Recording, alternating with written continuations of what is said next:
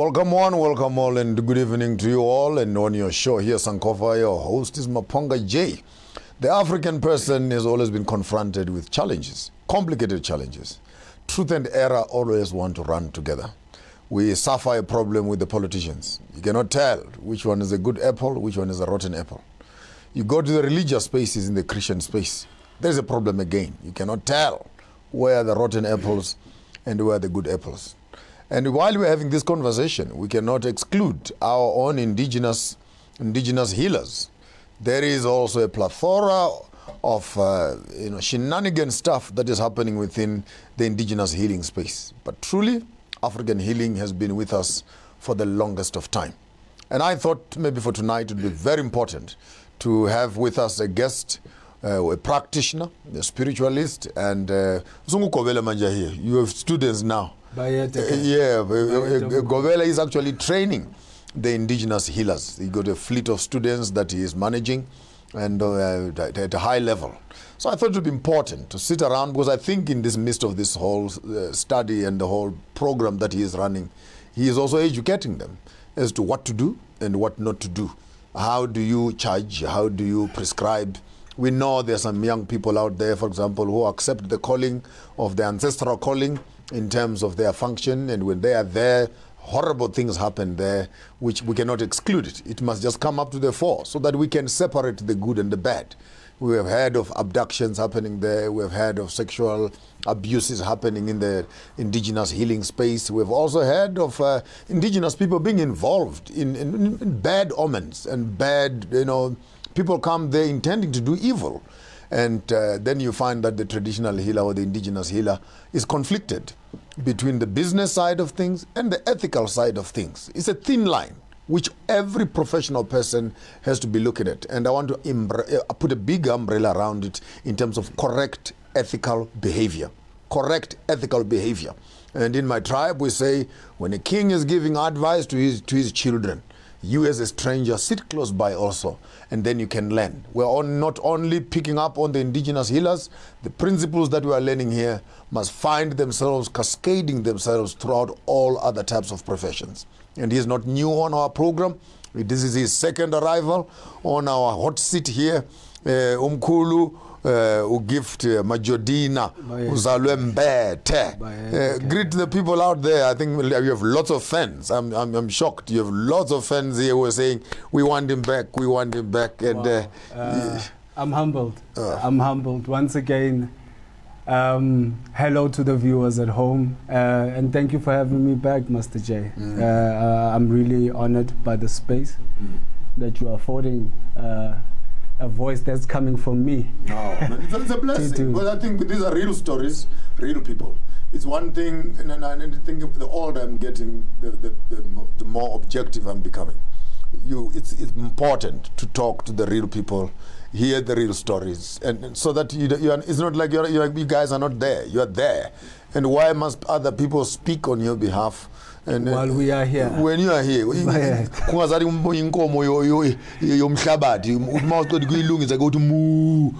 move for it because it can't move for itself. You know what I mean? And let's get started. Let's get cracking right on top of the program. It's one question only, which we are going to be mauling with for the next 1 hour. Yeah. What makes a good indigenous healer? What makes a bad indigenous healer? And we'll slowly maybe pick up at some of the bad practices that are happening there and some of the good practices that are happening there. But on top of the program, can you just take us through again, for revision purposes, what is the difference between African or African indigenous healing systems and European healing systems? Once again, what a broad subject and what a broad matter, but we will try and break it down. At the fundamental point of things, the African understands that their first relationship is with the earth. And this is their point of departure. So in other words, these are people who understand that for their existence to continue on this planet, they have to respect the earth in which they walk. But far and beyond that, you will find those now who we would say have a calling. Now, what would that mean? It would mean that this is a person who now goes into the further studies of what this inherent nature is really about. That's why we would say this thing doesn't just fall to anybody. There's a system that is run in the higher worlds for one to find themselves being a healer, for example. But the fundamental point is that this person has a thorough understanding of the elements that govern this plane, starting with the self. Themselves. Starting with themselves. And so they can deal with the other person. Of course, and Master J, please be aware that this is the main reason why someone would come and go into a school of initiation, for example. That is the fundamental thing that will bring them or that will lead them to find themselves going through an initiation. And that is to find themselves. Find them first. Because so there's a communication. The first patient we're dealing with is the healer himself. Master J, if you are a damaged healer, you will damage the society. Wow. Wow. The ancestors will bring somebody, will bring a client, and mind you, will bring somebody. You are not coerced. When there's true communication happening between you and the ancestors, there's going to be communion that's going to happen between the seer that you are going to see and you.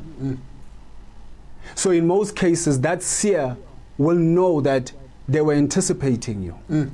Before you get there. Before you even get there. So that's one of the first qualities. That's one of the first qualities. Let's say it slowly. A good seer is the one who sees before it happens.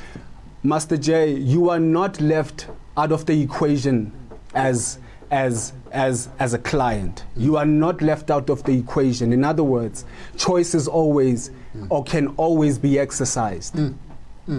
So now if you now as a client are going to go and see a seer and then you put your own free will on the side, you are lost.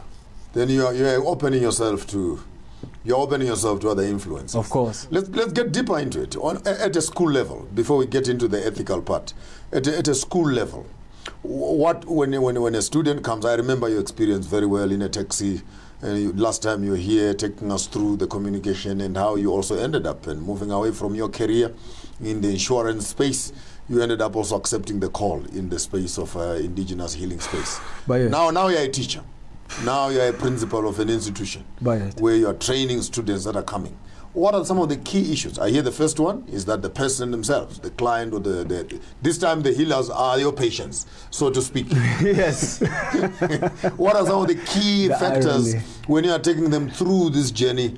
Just maybe basically in terms of orientation and preparation is before you can even, without necessarily pushing you much into the real initiation and the deeper things in the space, but at a high level.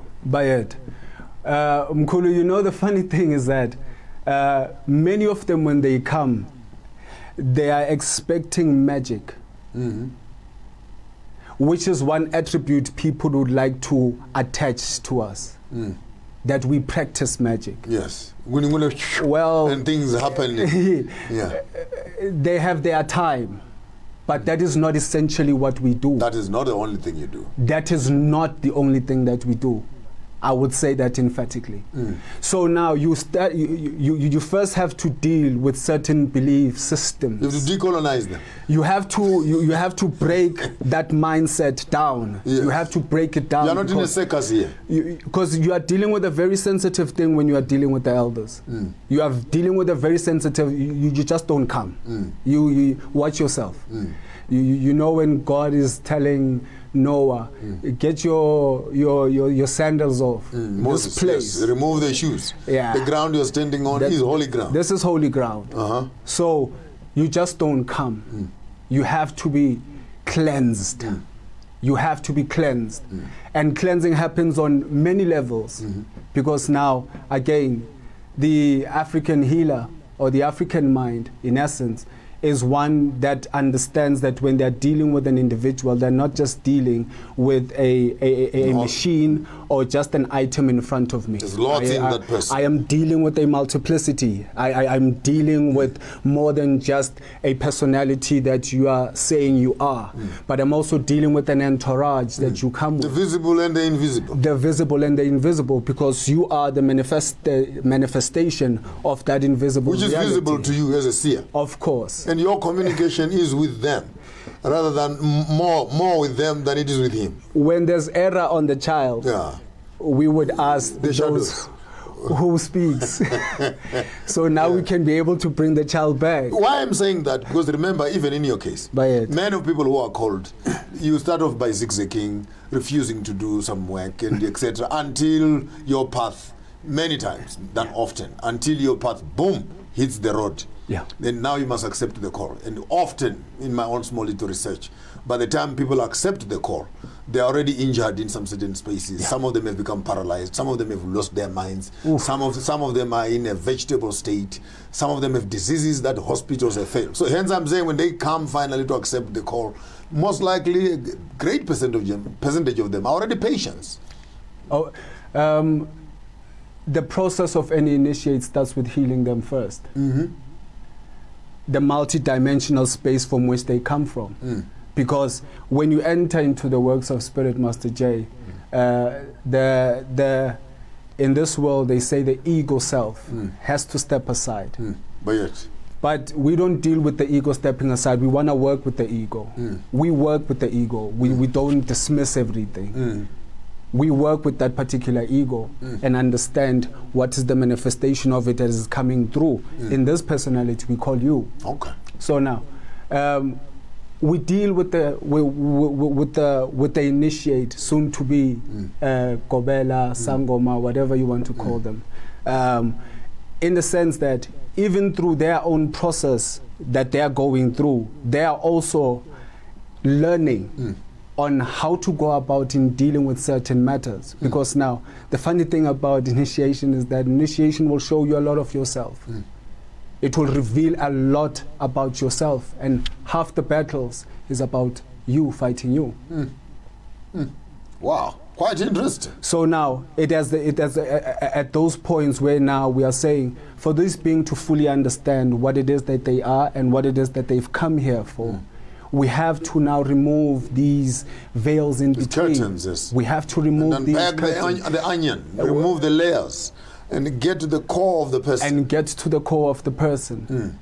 And get to the core of the person. And once that process has happened, Master J, because there's something else that happened when that process happens. Once that process has happened genuinely to an initiate, Master J, we will never find a charlatan. You'll never find a charlatan. You will never find... If the process is done properly. If the process is done properly. And the initiate has listened to the process. And submitted themselves to the process. Of course. Well, that was going to lead me to the next question. As to where since the process is so thorough, where would be, when you're unpacking these layers? Because firstly, as you have already said, they're coming in as patients. You unpack their sickness is now taken care of. Now you move into their inner self. You begin to unpack. Where would you usually find the blockage? Where many times before you crack into the core, you would find that people have the most problem when it comes to them embracing and moving into the spiritual space. Which part of the initiation becomes usually complicated? Where I can say that's where usually the spanner breaks or the nut unlocks. When you realize that you are living in half a dream, where the self must die, or what you thought yourself was, must die. There's a process when initiate is going to the final ends of their initiating. This person is crying out for their own death. They don't want to go. They want to go. They don't want to go there. The final squeeze. Yeah, the final squeeze is the death of the self. Now, this is a very complex idea to even begin to break down. This is why it's left for initiates. No, I understand. I understand that. What would be interesting, yes. Because just to go in on that point, to say that it's at those points now where you are dealing with certain belief systems that have found themselves concretized within the being. And now when those things come through, now it's almost as if because spirit is very soft. Spirit is fluid. It's not rigid. So now certain belief structures create rigidities within certain spaces within our being. So now when spirit begins to speak with that fluidity, it begins to cause an unsettlement in these concrete concepts that we hold about who we think we really are. You get what I'm saying? That's why we say now a person will start breaking, will almost start falling apart in essence. You know what I'm saying? So now when that begins to happen, Master J, you must realize now we have to interrogate those belief structures. We have to interrogate, how did you come to believe in what you believe? Does it follow the patterns of logic? Does it follow the patterns of truth? Does it follow the patterns of nature? You get what I'm saying? So there is a process in which now we can deduct to say no. And then we can now begin to see where's now trickery that is being put into. And you can always identify the harder areas and knock on them out. You know what I'm, so now if now the initiate will not understand those processes within themselves, they also will not be able to identify a charlatan when they come. Wow, here we are sitting with Mkhulu Gift Majodina, taking us through and breaking down the whole space of spiritual healing, how they take their initiates through the process before we can actually begin to become a healer. What I've gathered on the first session is that the healer must be healed before you can heal others. Don't go away. We'll be back right after the break as we explore some of the things that are happening within the greater African indigenous healing space.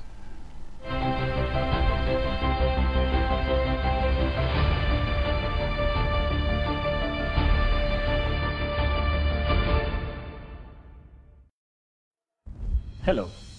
Being a legal practitioner in South Africa in these challenging times demands lawyers that will help clients beyond legal issues. The ever-changing demands in commerce and tourism require lawyers who have sound and clear business and commercial knowledge. And that's where MB Chabangu Incorporated comes in. Our business, mining, tourism, health, labor, and economic knowledge encapsulated with law and litigation experience gives us an advantage in the legal sphere. Our experience in assisting businesses, government, and various industries with their needs puts us amongst the many progressive and striving law firms in South Africa. Now, to contact our attorneys for assistance with any of the mentioned fields and others, please call us on 012-341-4187 or send us an email on admin@chabangu.co.za. MB Chabangu Incorporated, where problems meet solutions.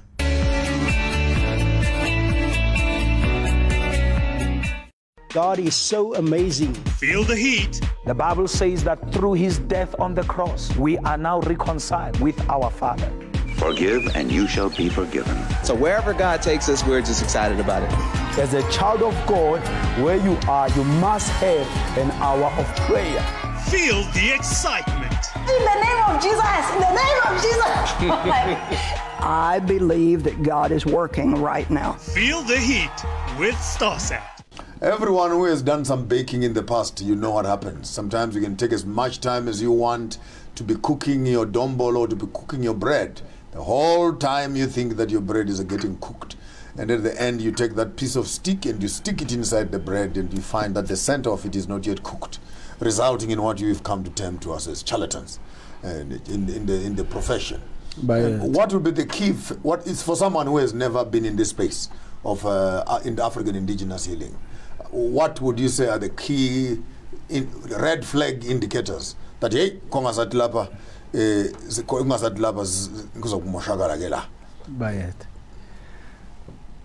Mkhulu,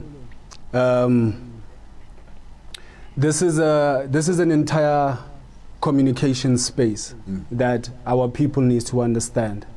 Before I go into that, to say any interaction that needs to happen between you and the ancestors there will be a communication to you. There will be a communication that is very clear to you. Because these people are your people. How will they go and run to other people before they come to you? Okay. So there will be a communication. First. There will be a certain level of communication that happens. That includes, maybe let's break it down. That includes dreams. That includes visions. That includes intuition. Intuition. Premonition. Intuition. That feeling that says, I need to. No. And it will follow different impulses, you know, that are saying move in this direction. You will find yourself in coincidental spaces that has to do with that environment or that space that you need to be in. You start finding yourself in association with people of a particular. They start coming. There's a Chinese proverb: when the student is ready, the master will always come. Indeed. Indeed. So in other words, this communication between the elders is not by force. It is not by force. It's not external. I like that part. It is. I like that part. It does not begin with the healer. You, who is being healed, should actually have the signals on yourself, which leads you to the place of healing. And now, a true healer, as you come in, because the communication has already happened, some of the things that you are going through will embody the healer. Wow. So for the healer to get better, they must speak all the things that they have embodied from you. Maybe just for interest's sake, what are some of the most beautiful experiences in your healing space which have happened to you? I'm looking at maybe an experience where you're sleeping in the night and boom, you see what you must see, and in the morning, boom, word for word, from shoe to dress to car to maybe just for the purposes of just that high level. When maybe a testimony you can share with us is some of the clear instructions where the communication between the patient and yourself has actually happened and you've experienced it. By it. I'm trying to pull up the experience. Just one, small one. It'll come. Master J, at one point, let me put it like this, thank you. For me to work with an initiate, their ancestors come to me first. For me to work with somebody, their guides will come and contact me first, so that there is a soul tie that happens before the manifestation begins here. Wow. So by the time a person is starting to have these, this is in the past. The future has already happened. I hear you. I hear you loud and clear. So the communication begins at that point. It's a replay. It's a replay. So by the time you are coming to the seer who is for you, they are probably laughing and they're like, look at this one. We have seen each other already. I know you. Okay. I know you. Wow. I know you, and I know who has brought you here. And I even know what brings you here. I know what brings you here, Master J. So that when now the initiate starts making contact with the ether, I must know that they are not contacting foreign spirits. I must know that they are not contacting some dizzy spell. Because this is what happens these days, Master J. There are people who have corrupted the art. That's where we have they have your corrupted. time. This is the crux of the conversation. They have corrupted the art. They have corrupted the ways of our ancestors. They have corrupted our systems and our ways of doing. And whether this is by interaction with other forces outside of ourselves, because now the African culture is a very high culture in terms of understanding who we are. In one of the topics you've had with my Royal Chancellor Bungani, Bayete Ngonyama, where he was speaking about us being abangoni. These are righteous beings, abangoni, those who do not sin. By the definition of the world, whatever sin is. Do you get what I'm saying? So now, when you understand that we are a descendant of people, peaceful people, because now honest people, we need to ask, what does bangoni mean? Aningoni gupi or aningoni ngani? it means these people are living in harmony with nature. They live in harmony with the environment that they're in. So anytime we sin is when we fall outside of this understanding. Wow. So now other people have interacted with other forces, Master J. And because sometimes due to this is why we are saying in the beginning that when we're dealing with an initiate, we have to deal with so many things: our lusts, our desires, our all of these things. Anger, Master J. Why is that? Actually, that's going to be my next question.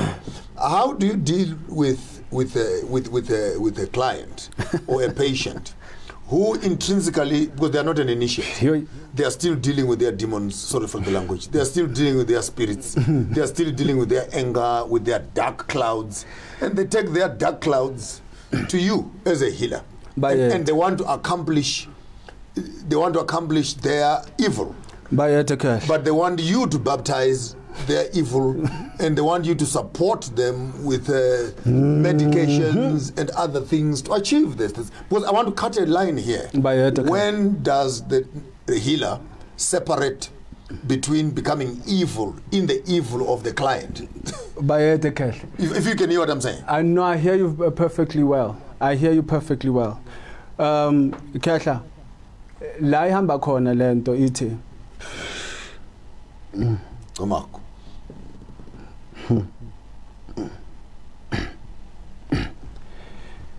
The charlatan will make you take shortcuts, Master J. True healing is a process. Anytime when there's ayasiyenze fast, kuthi kuyenzakale. Watch. It's a dead end. Watch.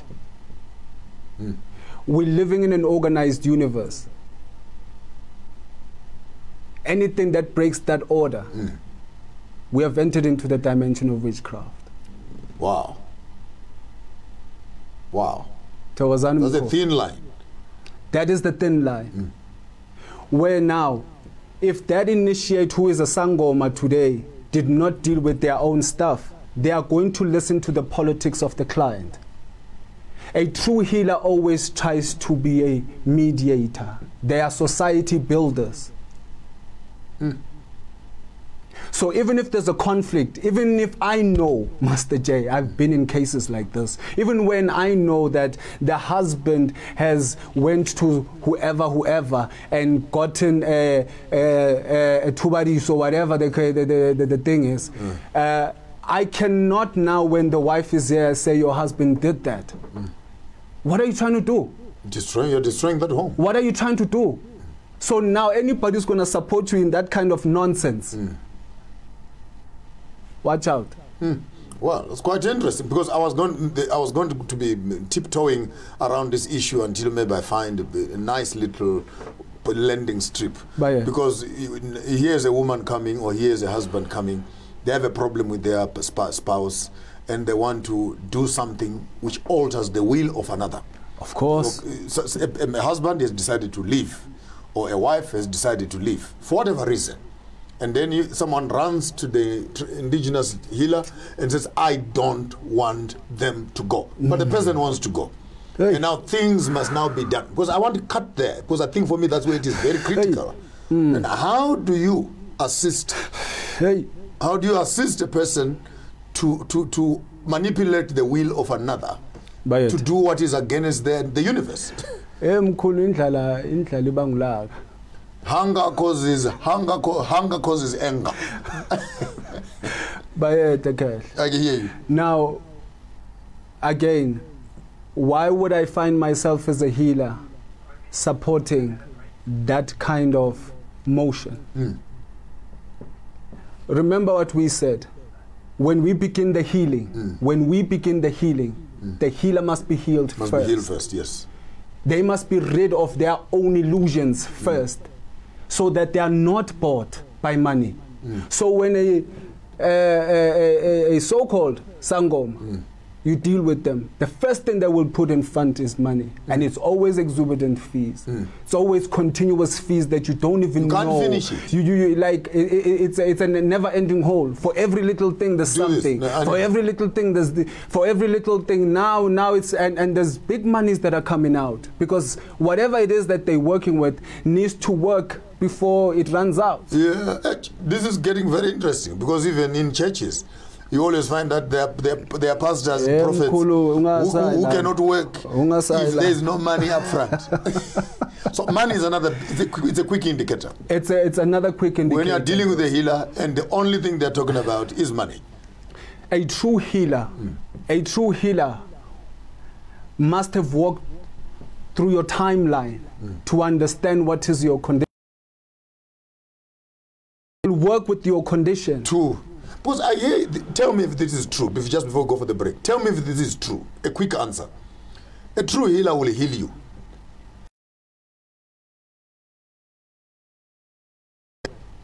You come back and you say thank you. They never called you. First things first. Nothing went and fetched you to come to them. Therefore, your contract is for the thing that has brought you to them at that point in time. Should there be anything because of that particular meeting that causes you now to have a continuous relationship with him, that needs to be made clear. The diagnosis must have been that you also understand as a patient that this has to be a process and this is the logic of the process. So if those things are not clear to you, and the monetary aspect needs to be put forward, because sometimes, Master J, what happens, especially in this 21st century, fourth industrial, whatever, to even charge people, because now we don't want to fall into this line of chasing money. Do you get what I'm saying? And now it becomes a thin line where must one begin to watching to each other, quickly make a quick buck. You get what I'm saying? And this is what I'm saying, that when your intuition is out of place, this is what the main issue is, that people have lost connection. They've lost communion with themselves. So you can't even tell if somebody is lying to you. We are energetic beings as Singabantu. We are energetic beings as Africans. In other words, my interaction with you before I meet you, I would have met you before I met you. Hold it right there. When we come back, we shall be looking at the dimensions of humanity, dimensions of the African soul, and how they work as indigenous healers in terms of approaching the person. I'm talking about alignment before healing. Just after the break, Mkhulu Gift Majodina taking us. We'll be back right after the break. God is so amazing. Feel the heat. The Bible says that through his death on the cross, we are now reconciled with our Father. Forgive and you shall be forgiven. So wherever God takes us, we're just excited about it. As a child of God, where you are, you must have an hour of prayer. Feel the excitement. In the name of Jesus, in the name of Jesus. I believe that God is working right now. Feel the heat with Starsat. The coronavirus outbreak. Experience the extraordinary. Tremendous waste and tremendous fraud. Mexico is, in fact, you will soon find out. It is a day to celebrate. I don't know if it's necessarily unusual. Challenge your ordinary. Not only the government, the municipality here has had no plan. Experience the extraordinary with Starsat.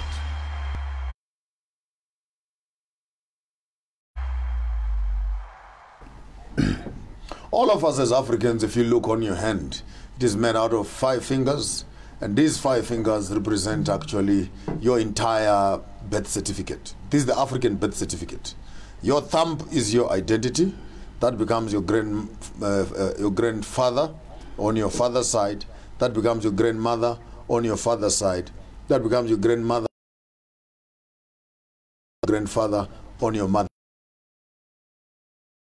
Make your identity, because these 4 people met together to make the 2, which makes your mother and your father. So your father has his 4. Your mother has her 4. These 8 people here, they meet here, and then they formulate for you your door. It is not possible that any African child can say, I only have 1 surname, or I have 1 totem. You don't have 1 totem. In actual effect, you actually have 8. If we're supposed to be, you have 2, your parents, you have 4 in your grandfathers, but you can make them all together into 8. How important is it, therefore, before you can begin to do the healing? How do you begin now to identify these roots that are flowing into the one person so that you can begin to identify exactly where the problem is? Master J.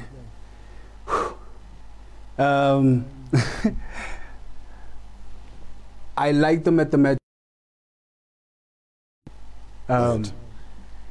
Now, look at it maybe from this point that says this is the network. This is a network. There was 1, and then there was 2, and then there was 4, and then there was 8. 16. Exponentially. Yeah. And now,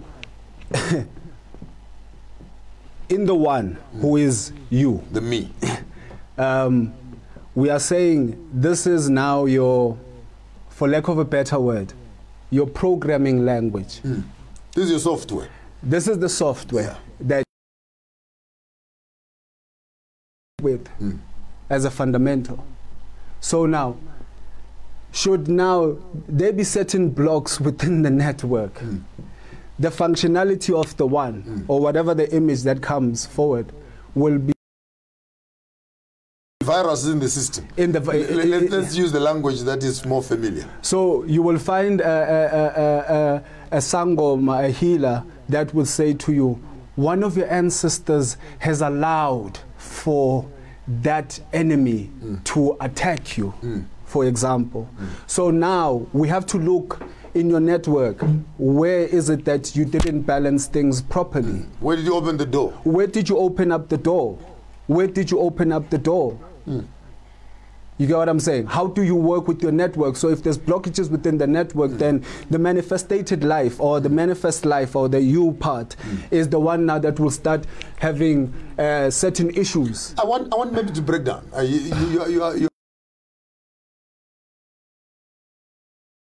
want to bring you back to the ground, right on the ground here.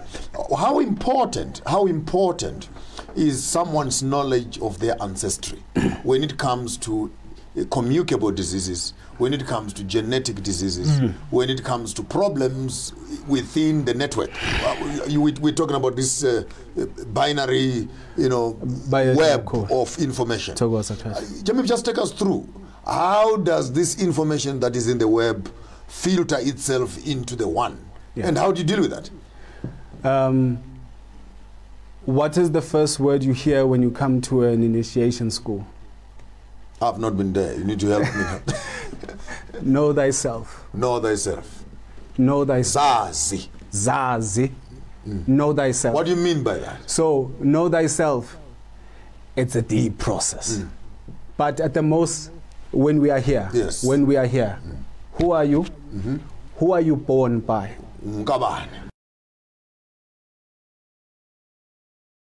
From that point, last meeting, that we go into the totems that speak. Yes. Now, on both sides. On both parental sides. side and maternal and paternal side. So now, once you have an understanding of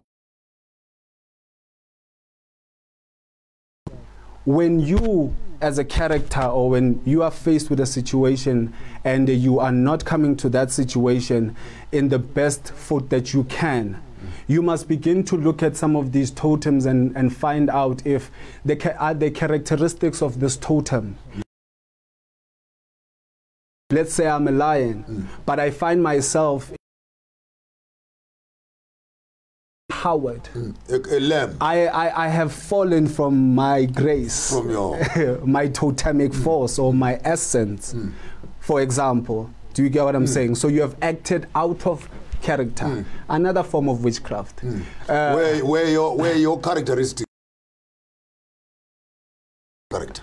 When now angithi manje wena Dlozi kuzoyenzakalani la mabakuthumele ngesilwane, for example, the silwane will make you act out of character of the beings who are in charge of you, your ancestors, for example. So now if we are going to just look at you from a totemic level and say what our diagnosis, you are supposed to be this. We know that the Bataung are a particular. I'm making that example. Yes, yes. A particular. Bataung speaks of the lions. The lion. You get what I'm saying? Trait. There are certain traits. When you start acting out of those traits, then you must know that something is off center now. You are not acting according to your elders. You are not acting according to the ancestors' way. You are not acting in the way of your DNA. Just for the exercise. We're in a classroom, we are in a TV show here, but just for the exercise. On my grandmother's side, she's a Sisiva, who are the water people. Bombedzi. That's on my mother's side. And my grandmother on my father's side, they're the Duves, who happen to be the zebras. Then on my father's side, my grandfather is of the monkey tribe, who are the baboons, the Mtswenengs, the Kabos. And on my grandmother, so rather when I'm looking at myself, therefore, I want you to do a quick diagnosis in terms of maybe a characteristic. What would you tend to find a combination of a monkey, of a water, and a zebra, and a lion? That's my DNA. That's your DNA. Yeah. And again, it will now speak to the to be versatile. The characteristics. The versatility of one's character.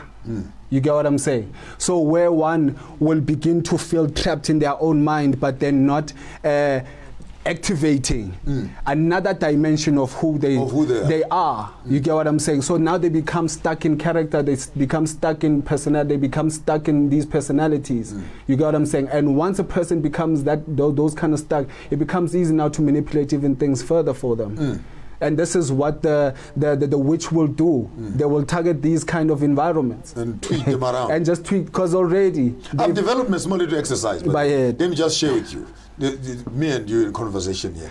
So I sit around sometimes. I sit around and I want to anchor myself. I want to align myself and put myself in a certain space. Then I would sit down and then I park there. Then I look in. Goes to my left shoulder. Then I go, what is in beauty? That goes on the right side. Then I go, what is in royalty? That goes to the front. Then I go, what is in power? That goes to the back. So in as much as when you are having a conversation or you are having your own space, you want to connect and you want to start thinking and use your totemic background in terms of plugging into your mental space and having that conversation. And I'm actually appreciating what you're saying, because as a healer, how important is it? Therefore, that's where I'm driving to, that you must actually know. Law, they initiate kufanela's tute, they must know themselves. So that by the time clients and patients come, they also start with the same business. Of course. If that process does not happen, if your beings are not consulted for any work to be done on you, it's hurdles. Watch out. Watch out. That's point number 3 now. If the person who is healing you does not find out who you are, it's going to be in the bush. I've heard some certain instances where you end up being initiated to the spirits of the waters, yet you're supposed to be in the mountains. You're supposed to be initiated with the birds, yet where now you're of the fish. And you end up crisscrossing all these kind of spaces. That happened in your experience? A lot. A lot. You will find other initiates or other healers who have gone through the process. Once they come out of initiation, they are still facing certain troubles, only because we didn't properly identify the being that comes with. You get what I'm saying? So today, why we some of these initiates also want to be on their own time and not really listen to spirit. Wow. So now we're working on this little child's time for us to come through. That insanity alone is what we must begin to heal as people, because they end up not listening. We end here instead of the being. No, generation wants remote controls. They want just to press quick fixes. Things must happen. Quick fixes. When we come back after the break, we shall ask Mkhulu here to take us through a quick African anatomy and African diseases and African problems that we are facing, and possibly have a small inquiry around some of the common problems that the African people are meeting. And if I wanted to be mischievous, I could also even ask him the question if there are any pastors out there who actually come to some of these indigenous healers seeking for some other stuff to make other stuff happen. Don't go away. We'll be back right after the break.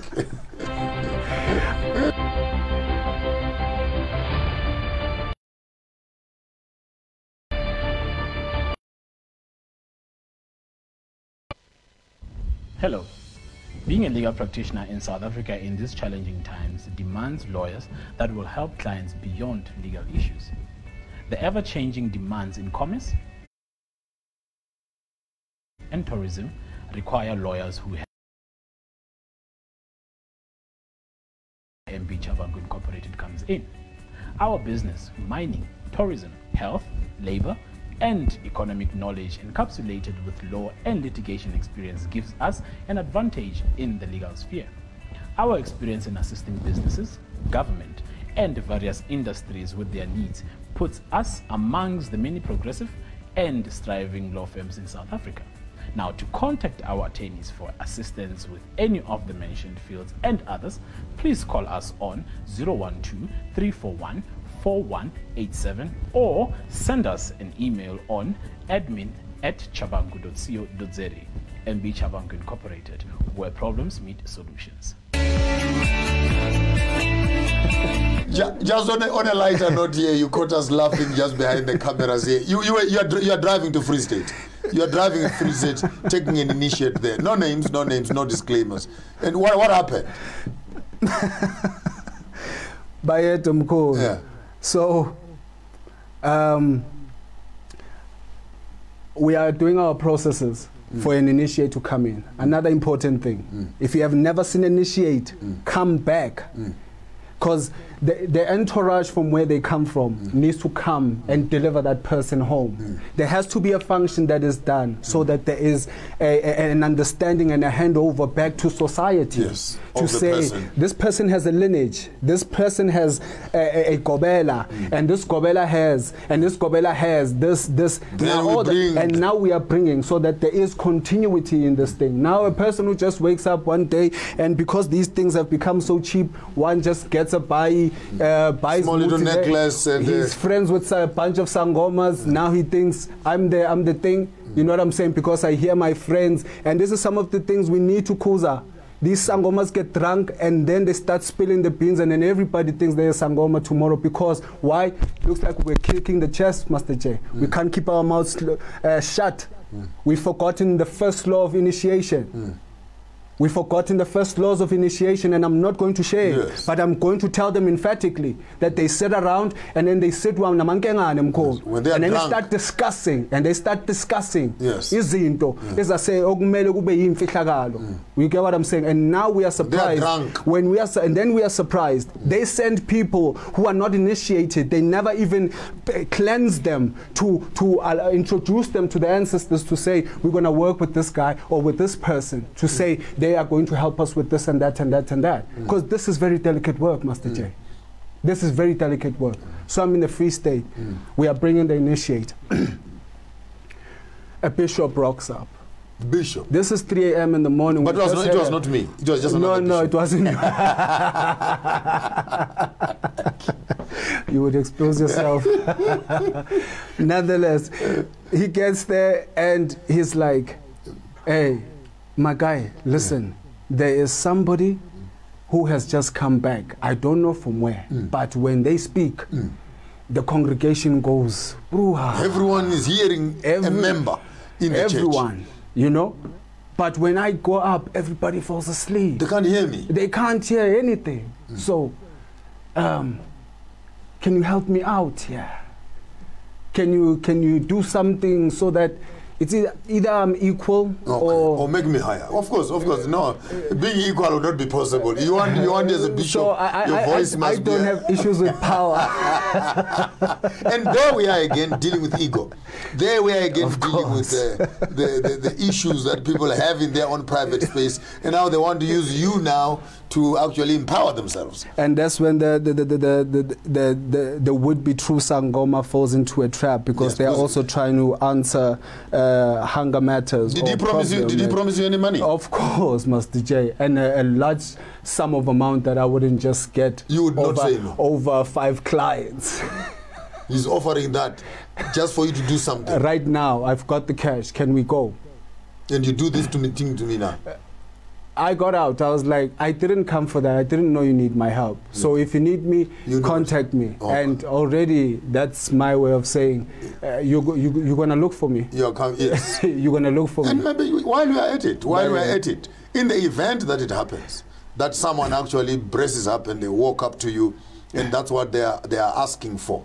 What type of a minister are you looking at here? What sort of energies or powers are they using to manage their congregations? Mkhulu, Anguti, this is where the problem is that now these modern churches have become about these tricks that these so-called pastors are hiding behind and calling it anointing.